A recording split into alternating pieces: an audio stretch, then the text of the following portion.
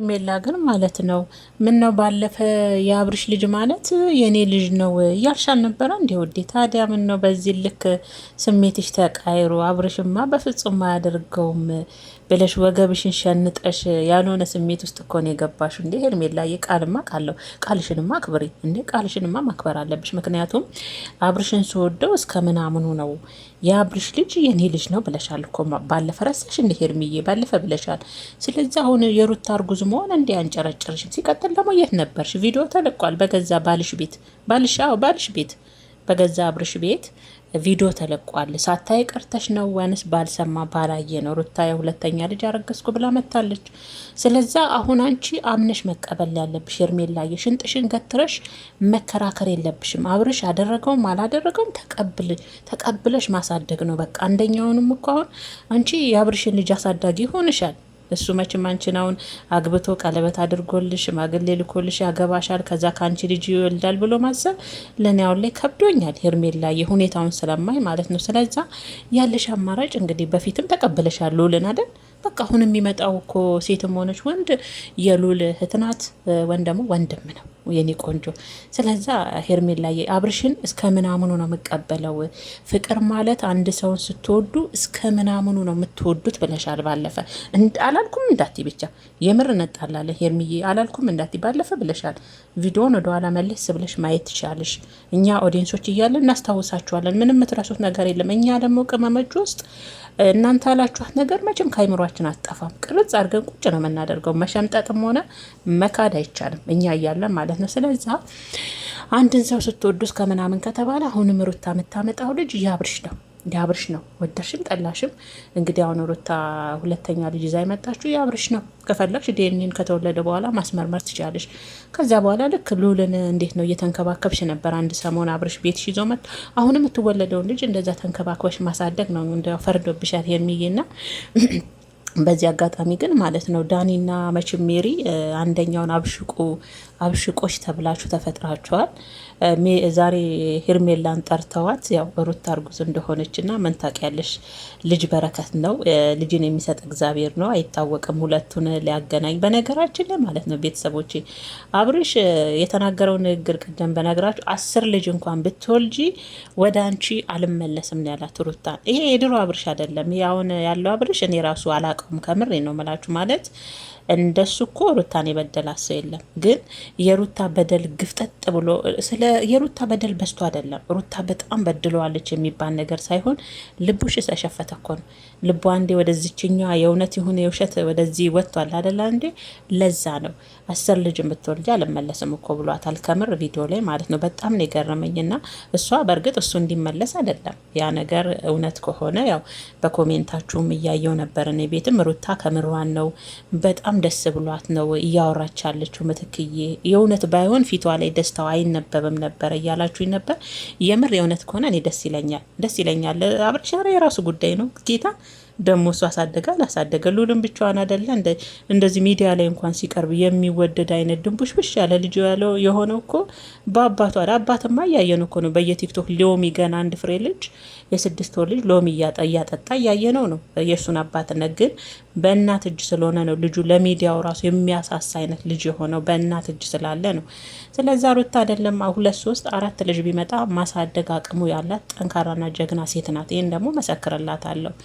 እሱ ተቀበለ አልተቀበለ እሱ አንደው ለደስታውን ይካፈለኝ በማለት እንጂ ማለት ነው ቤተሰቦቼ። እና ሄርሚ ግን ያው ታሳድጊያለሽ፣ ቃል ገብተሻል። ሩታ ትወልዳለች። አብርሽ በሰበብ አስባቡ ሩታ ጋር እየሄደ እንግዲህ መድኃኒትም አድርጋ ይሁን እንደ ፍራውም ይሁን ራሱን ስቶም ይሁን ራሱን ጥሎም ይሁን ራሱን አንስቶ ይሁን ምንም በይው አንቺ ብቻ አንቺ በተመቸሽ መንገድ በይው ብቻ በቃ እሱ ይወልዳል ከሩታ አንቺ ታሳድጊያለሽ፣ እሱ ይወልዳል አንቺ ታሳድጊያለሽ። በቃ የውሽማዎች መጨረሻ ይሄ እኮ ነው ምርጦች። የምር ውሽማ ከሆናችሁ በቃ የሚስት ልጅ ያመጣል እሱ በሰበብ አስማሙ፣ እናንተ ማሳደግ ነው። ውሽማ መሆን ከባድ ነው፣ ከምሬን ነውና ሄርሚዬ ቅር አይበልሽ። አሁን ሳይሽ ስሜትሽ ልክ አይደለም። ከአንደበትሽ የሚወጣው አብርሽን የመደገፍ አብርሽ ደግሞ አሁን ባለበት ሁኔታ ሩታ ጋር ሄዶ እንደዚህ አይነት ስህተት እንደማይሰራ ነው። በምን ታውቂያለሽ?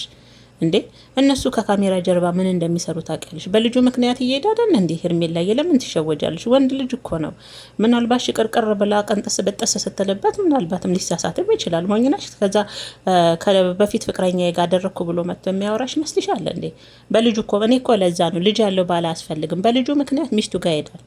ከዛ ምን እንደሚፈጠር አታውቁም። ከዛ ትስጋት ሄደ በልጁ ምክንያት ምን ተፈጥሮ ይሆን? ምን ለብሳ ተጠብቀ ይሆን? እንዴት ሆና ተጠብቀ ይሆን? አይደል? ሴቶች እኮ ስንሆን ማለት ይሄ እኮ ግልጽ ነው፣ ምንም የሚደበቅ ነው። እኔም ቢሆን እንደዛ ነው የማስበው።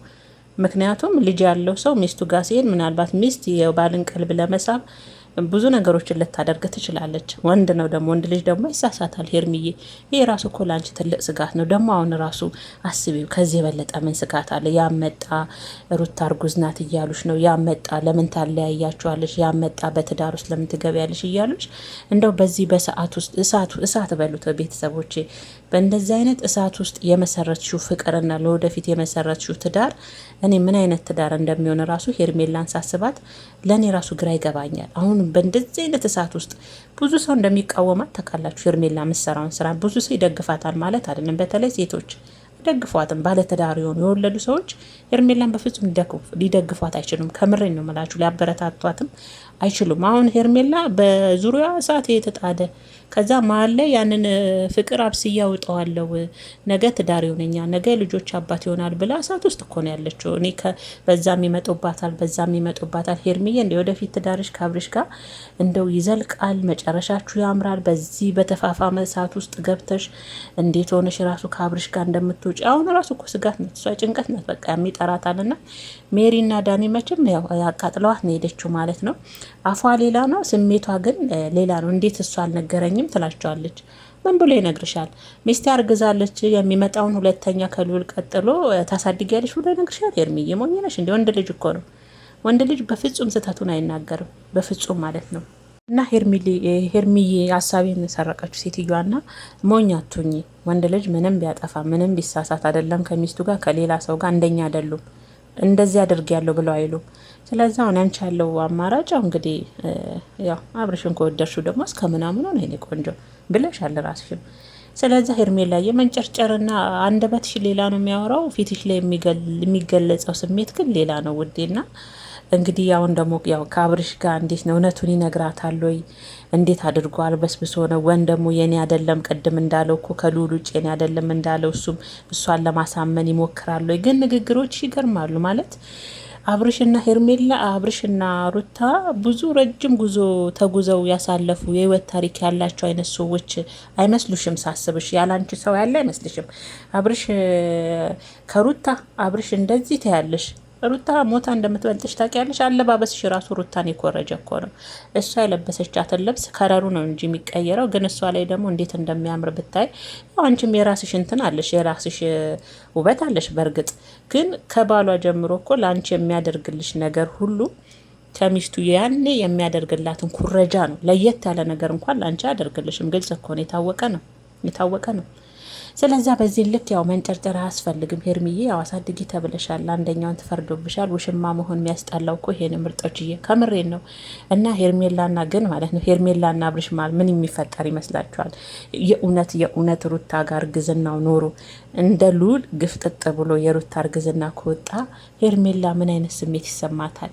እኔ ግን እንደ ሴት እናደዳለሁ። የምር ቤተሰቦች ለምን መሰላችሁ ማለት በቃ 2-3 ልጅ ያለው ሰው ማግባት ራሱ ከምሬ ነው መላችሁ ከባድ እኮ ነው። ከዛ በፊት በልዑል ሄድ ነበረ። አሁን ደግሞ በመጣው ልጅ ግዴታ ያኔ ልጄን ስለምወደው ለልጄ ምናምን እያለ ሲበተረፋል ነበር አብርሽ። ልጄን ስለምወደው አሁን ላይ እያሳሳኝ ነው አላለም። አሁን ደግሞ ሲደገም የባሰ ያሳሰዋል። ልጁን ማየት ይሄዳል። ሁለተኛ ልጅ አስቡት እንጂ ወይኔ ሄርሚ። እኔ ግን የሄርሜላ መጨረሻ በጣም ናፈቀኝ። የምሬ ነው መላችሁ። እኔ እንጃ ብቻ ከምር እግዚአብሔርን ነው መላችሁና እንደው ሴቶችዬ እንደው በልጅ የታጠረ ወን ደግሞ እኔ በቃ እውነት ነው። ቅድም ሜሪ ያለችው ነገር ትክክል ነች። ልጅ ሰንሰለት ነው የምር። ምንም ባልና ሚስቶች ልጅ መሀላቸው ካለ በፍጹም መበጠስ አትችሉም ያንን ሰንሰለትና ታዲያ ለዛ ነው ልጅ ያለው ሰው ማፍቀርም ማግባት የሚከብደው። ለዛ ነው ከምር ጭንቀቱ ራሱ። አሁን ሄርሜላ የእውነት ሀሳብ አይገባትም። አሁን ልዑል ለማየት ሲሄድ አብርሽ እንደው እንደ ሴት እኮ የሆነ ነገር ጭር ያደርግባታል። ሚስቱ ምንድን ነው እንዴት ሆና ነው የምጠብቀው? ልጁን ብቻ ነው አይቶ የሚመጣው? ወይም ደግሞ ታጓጓው ይሆን? ወይም ወደ እሷ ለመመለስ ይሞክር ይሆን? ሀሳቡን ትሰርቀው ይሆን እያለች እኮ የምር ታስባለች እንደ ሴት። የምር ይሄ እኮ ያለ ግልጽ ያለ እውነት ነው። ከምሬን ነው የምላችሁ ቤተሰቦች።